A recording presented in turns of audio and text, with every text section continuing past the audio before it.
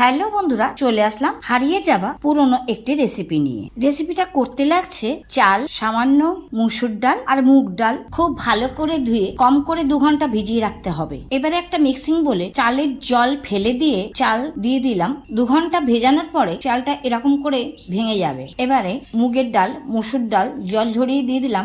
একটা আলু ছোট করে কেটে দিয়ে দিলাম। কাঁচা লঙ্কা, একটা পেঁয়াজ ডুমো করে কেটে মিশিয়ে দিলাম। সাথে পরিমাণ মতো নুন আর সর্ষের তেল ছড়িয়ে দিয়ে খুব ভালো করে মেখে নিতে হবে। বন্ধুরা, আমার কাছে হারিয়ে যাওয়া রেসিপি দেখতে তোমাদের ঠিক কেমন লাগছে কমেন্টের মাধ্যমে জানাতে ভুলো না। এখন আমি স্টিমারের সাহায্যে এই রেসিপিটা তৈরি করব। চাল ডাল অনুযায়ী পাত্রটা ছোট, তাই 2টো পাত্রতে আমি করলাম। এইবারে ভাপে বসাতে হবে। জলটা এরকম ফুটে উঠলে তখন ভাপে বসাতে হবে। এরপরে ঢাকা চাপা দিতে হবে। ঢাকার যে ছিদ্র আছে সেই ছিদ্রতে একটা লবঙ্গ দিয়ে বন্ধ করে দিতে হবে। 20 মিনিট পর ঢাকা খুলে একটু নেড়ে চেড়ে সামান্য একটু জলের ছিটে দিতে হবে, যাতে ভেপারটা সব জায়গায় ছড়িয়ে যায়। আবারও ঢাকা দিয়ে কিছুক্ষণ পরে 2টো থাক অদল বদল করে নিয়েছিলাম। 40 থেকে 50 মিনিট পরে পুরোপুরি ঝরঝরে সেদ্ধ হয়ে গেছে, আলুও সেদ্ধ হয়ে গেছে, সুন্দর করে তৈরি হয়ে গেল আজকের রেসিপি।